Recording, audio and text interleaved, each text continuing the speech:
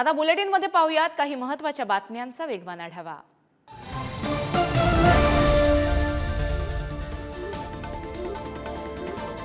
बारामतीतील गोविंद बागेत आज पुन्हा पवार कुटुंबीय एकत्र येणार आहेत। पवार कुटुंबीय एकत्र येत पाडवा साजरा करणार आहेत। पवार कुटुंबियांना भेटण्यासाठी गोविंद बागेत कार्यकर्त्यांनी गर्दी केली आहे। राष्ट्रवादीतील फुटीनंतर यंदाच्या दिवाळी पाडव्याला पवार कुटुंब एकत्र येणार का, याबाबत बारामतीत सध्या उत्सुकता निर्माण झाली आहे। सुप्रिया सुळेंनी दिवाळी एकत्रित साजरी करू असं स्पष्ट केलंय, परंतु सध्याच्या राजकीय स्थितीत पवार कुटुंब खरंच एका व्यासपीठावर येतील का, याबद्दल साशंकता व्यक्त होती आहे। दिवाळीला लष्करी तळावर गेलात तसंच शेतकऱ्यांच्या बांधावर जा असा टोला सामनातून पंतप्रधान नरेंद्र मोदींना लगावण्यात आलाय, तर शेतकऱ्यांची कहाणी समजून घेण्याचाही सल्ला मोदींना देण्यात आलाय।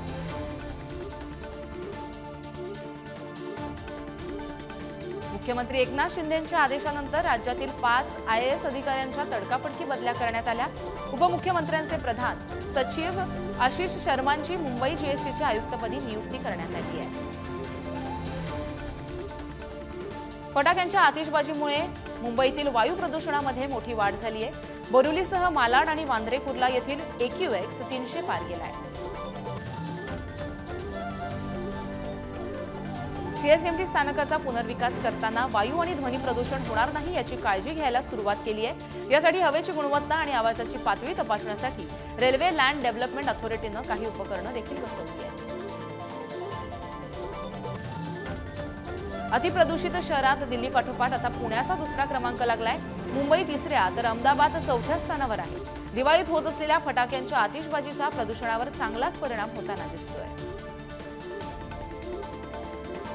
फटाक्यांमुळे नवी मुंबईतील वायू प्रदूषणात वाढ झाली आहे। पालिकेच्या आव्हानाकडे नागरिकांना पाठ फिरवल्यानं शहरातील प्रदूषण फटाक्यांच्या धुरांनी वाढलंय। दिवाळीत कोट्यवधी रुपयांच्या फटाक्यांचा धूर सोडला जातोय। यातून यंदा दिवाळीत रुग्णांचा त्रास 20 ते 30% वाढलाय।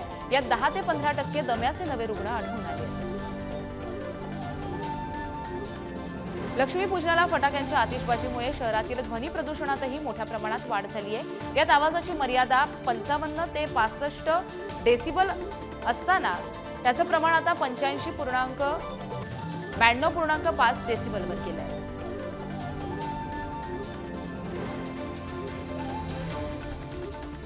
भाऊबीजेच्या दुसऱ्या दिवशी घराबाहेर पडणाऱ्यांची संख्या मोठ्या प्रमाणात आहे आणि त्याच पार्श्वभूमीवर बेस्टतर्फे 145 जादा बसेस सोडण्यात येणार आहे।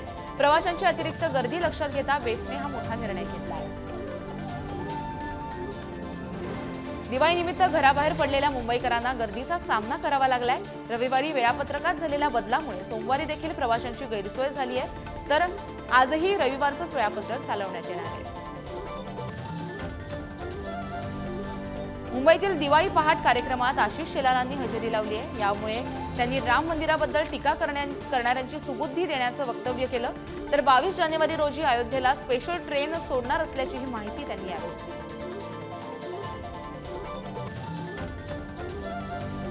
पंढरपूरच्या विठ्ठल रुक्मिणीच्या गाभाऱ्याला दिवाळी पाडव्यानिमित्त आकर्षक अशी रोषणाई करण्यात आली आहे। यावेळेस गाभाऱ्याला फळांची आरास करण्यात आली। दरम्यान सकाळपासूनच भाविकांनी दर्शनासाठी मोठी गर्दी केली आहे।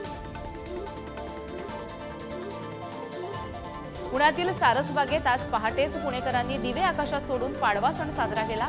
यावेळेस चांद्रगाण संगीत मैफिलींचंही आयोजन करण्यात आलं होतं। दरम्यान मोठ्या संख्येने पुणेकरांनी यावेळेस सारसबागेमध्ये हजेरी लावली। मनोज जरांगे आरक्षणाच्या मागणीसाठी कोल्हापूर दौऱ्यावर जाणार आहेत। या दौऱ्यासाठी आजऱ्यातून 10,000 कार्यकर्ते जाणार आहेत।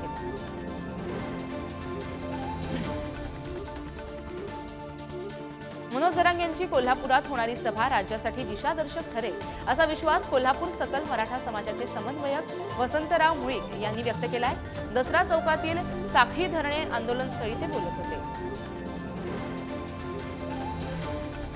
शरद पवारांमुळे मराठा समाजाचं नुकसान झालंय असा आरोप मराठा क्रांती मोर्चाचे समन्वयक दिलीप पाटील यांनी केला आहे।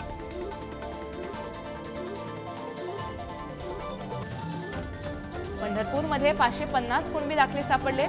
पंढरपूर तालुक्यातील भोसे गावात राजश्री प्रतिष्ठानाच्या वतीनं महाराष्ट्रात प्रथमच कुणबी मराठे दाखले कार्यशाळेचं आयोजन करण्यात आलं आहे। जुन्नर तालुक्यातील विविध शाळांमध्ये 4,898 नोंदणी आढळून आल्यात। या नोंदीमध्ये 3,362 नोंदी या मोडी लिपीत सापडल्या असून मराठी भाषेत 1,536 नोंदी आढळून आल्या। सरकारनं ओबीसी समाजातील विद्यार्थ्यांना परदेशात उच्च शिक्षणासाठी 12,88,00,000 रुपये मंजूर केले।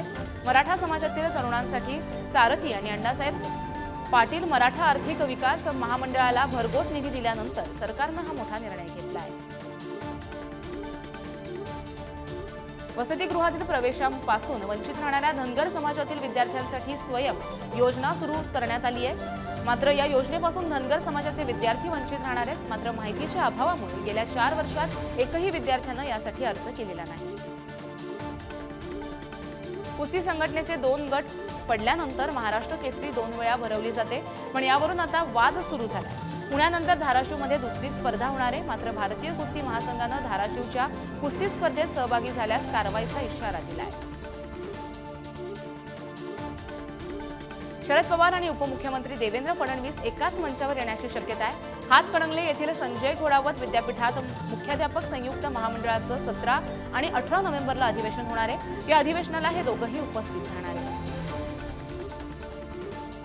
अलिबागमधील कुसुंबळे गावामध्ये शेकापला खिंडार पडलंय। शेकडो कार्यकर्त्यांनी शिंदेच्या शिवसेनेचे आमदार महेंद्र दळवी यांच्या उपस्थितीत पक्षप्रवेश केला आहे। पुणे जिल्हा बँक्स असोसिएशनच्या वतीनं आजपासून सहकार सप्ताहाचं आयोजन करण्यात आलंय। तर 20 नोव्हेंबरपर्यंत चालणाऱ्या या सहकार व्याख्यानमालेचं सहकार मंत्री वळसे पाटील यांच्या हस्ते ऑनलाईन पद्धतीनं उद्घाटन करण्यात आलं।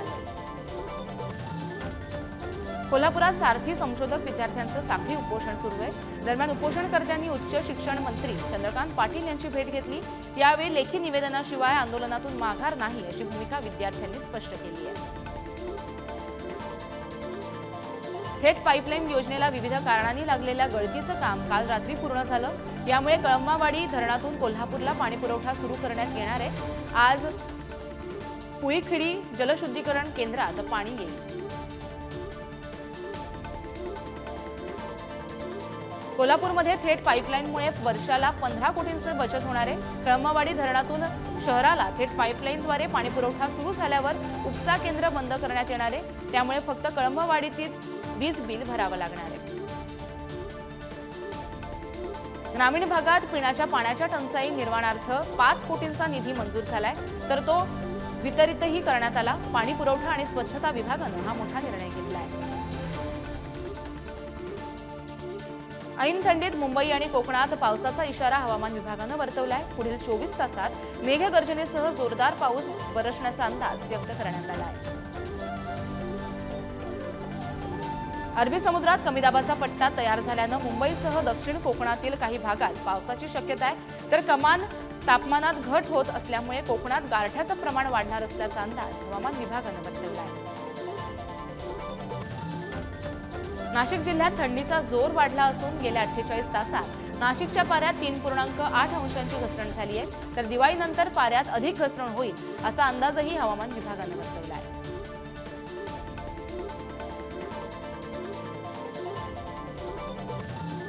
विदर्भ मराठवाड्यातील तापमानात 1.5 ते 2 अंशांनी घट झाली आहे। राज्यात सरासरी कमाल तापमान 33 ते 34 अंशावर गेलंय, तर किमान तापमान 16 ते 21 अंशावर आहे।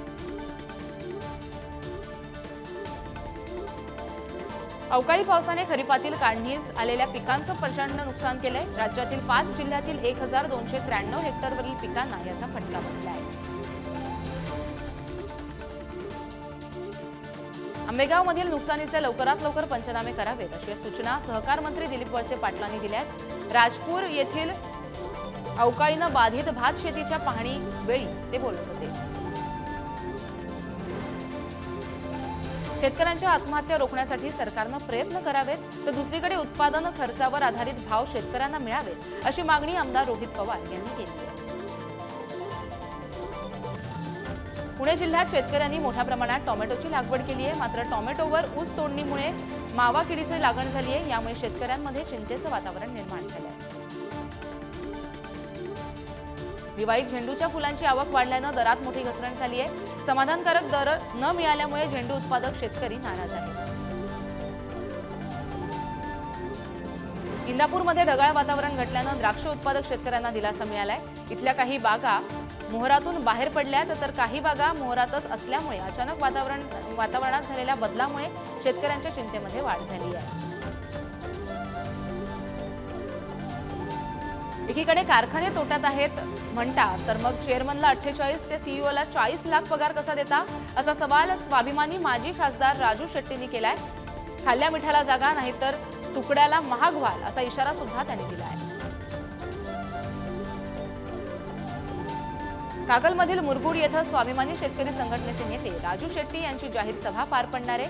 ऊस दराचं आंदोलन आणि इतर घडामोडींबाबत भाष्य करण्यासाठी 16 तारखेला ही सभा होईल। चिपळूण येथील लोटे MIDC मध्ये 560 कोटींच्या कोको-कोला प्रकल्पाच्या भूमिपूजनासाठी मुख्यमंत्री आणि दोन्ही उपमुख्यमंत्री येणार आहेत, अशी माहिती उद्योग मंत्री उदय सामंत यांनी दिली आहे। साताऱ्यातील दहिवडीतील सिद्धनाथ पतसंस्थेत जवळपास 73 लाखांचा अपहार झाल्याचा आरोप शासकीय लेखापरीक्षक अनिल पैलवान यांनी केलाय। या प्रकरणी पतसंस्थेचे चेअरमन सुनील पोळ यांच्यासह 11 जणांविरोधात गुन्हा दाखल करण्यात आला आहे। कोल्हापूर शहरात दिवाळीच्या पाडव्यानिमित्त बाजारपेठ सजली आहे। यावेळेस पाडव्याच्या दिवशी दागिने नेण्यासाठी अनेक ग्राहकांनी आगाऊ बुकिंग केली आहे। यावर्षी इलेक्ट्रॉनिक्समध्ये मोठ्या प्रमाणात स्क्रीन टीव्हींची मागणी आहे। पाडवा आणि भाऊबीज या दोन्ही सणांसाठी नाशिककरांनी जय्यत तयारी केली आहे। पाडव्यानिमित्तानं पत्नीला तसंच भाऊबीजेसाठी बहिणीला ओवाळणी देण्यासाठी नागरिकांनी विविध वस्तूंची खरेदी केली, त्यामुळे बाजारात लगबग पाहायला मिळाली। दिवाळीत प्रवाशांची होणारी गर्दी लक्षात घेत खासगी ट्रॅव्हल्स कंपनी दुप्पट भाडेवाढ करणार आहे। मुंबई, पुणे, नागपूरसह विविध मार्गांवरील प्रवासासाठी जादा पैसे मोजावे लागत आहेत, त्यामुळे परगावी जाणाऱ्या प्रवाशांचं आर्थिक बजेट कोलमडलंय। दिवाळी पाडव्यामुळे रिअल इस्टेट आणि वाहन उद्योगाला झळाळी आली आहे। अनेक जण सोने चांदीसह गृहप्रवेशाचा शुभमुहूर्त साधणार असल्यामुळे सराफा बाजारामध्ये सुद्धा तेजी आहे। त्याचबरोबर कोट्यावधींची उलाढाल सध्या होतीये। छत्रपती संभाजीनगर शहरात विविध घटनांमध्ये फटाक्यांमुळे 13 जणांना इजा झाली आहे। या सर्वांना उपचारासाठी घाटी रुग्णालयात आणण्यात आले आहे। सांगली महानगरपालिकेने सांगली, मिरज आणि कुपवाड येथे तीनही शहरात स्वच्छता मोहीम राबवली। यातून जवळपास 281 टन कचरा संकलित करण्यात आला आहे। दिवाळीच्या दिवसात कचऱ्याच्या प्रमाणातही मोठी वाढ झाली आहे। सोमवारी पहाटे 5 तास महापालिकेच्या 375 सफाई कर्मचाऱ्यांनी एकत्र येऊन 27 टन ओला आणि सुका कचरा गोळा केला आहे। छत्रपती संभाजीनगर महापालिकेकडून कचरा नियोजनासाठी नवा प्रयोग करण्यात येणार आहे। नियमितपणे कचरा टाकण्याच्या जागेवर कर्मचारी नियुक्त करण्याचा निर्णय घेतला जाणार आहे। यासाठी शहरात पहिल्या टप्प्यात 25 केंद्र उभारली जाणार आहेत।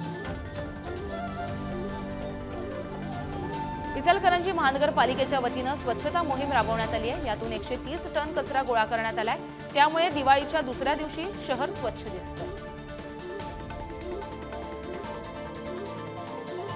महिलांना एसटी प्रवासात सूट दिल्यानंतर महिलांचा ओढा एसटीकडे मोठ्या प्रमाणात वाढलाय।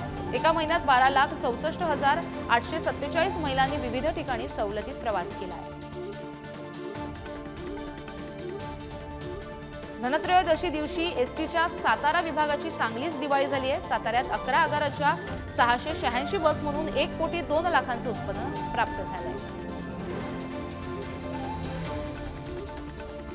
छत्रपती संभाजीनगर एसटीच्या उत्पन्नात मोठ्या प्रमाणात वाढ झाली आहे। शनिवार, रविवार आणि सोमवार अशा 3 दिवसात छत्रपती संभाजीनगर विभागाला सुमारे 3 कोटींचं उत्पन्न प्राप्त झालंय। कोल्हापूरच्या लिंगनूरमध्ये दिवाळीनिमित्त बैलगाडा स्पर्धेचं आयोजन करण्यात आलंय। या स्पर्धेतील विजेत्यांना प्रथम क्रमांकासाठी प्रथम, द्वितीय आणि तृतीय आणि चतुर्थ अशी रोख बक्षिसं दिली जाणार आहेत। पुण्यातील 586 आणीबाणीतील बंदिवानांची दिवाळी गोड यंदा गोड होणार आहे। त्यांना ऑगस्ट, सप्टेंबर आणि ऑक्टोबर महिन्यांचं मानधन देण्यासाठी 1,47,75,000 रुपयांचं मानधन मंजूर करण्यात आले आहे।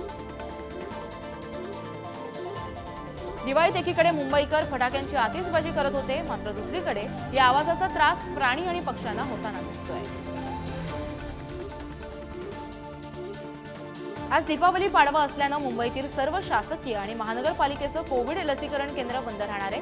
तर 15 तारखेपासून लसीकरण मोहीम पुन्हा पूर्ववत होईल।